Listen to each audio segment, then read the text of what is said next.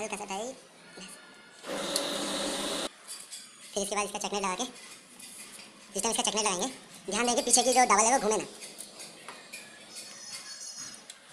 देखिए अब ये थोड़ा टाइट हो गया है, और इससे ज़्यादा टाइट होता है तो ये आवाज़ करने लगता है, चन चन चन चन टाइप की, मतलब एक आवाज़ जैसे पल्सर की गाड़ी आवाज़ करती है। तो ये भी ठीक है, इसको चकने कर लिया। अब ये पीछे का गेयर देखिए ढीला है और एक साउंड कर रहा हुआ है। अब इसको टाइट करना है वरना गाड़ी आपकी टक टक टक टक साउंड करती रहेगी।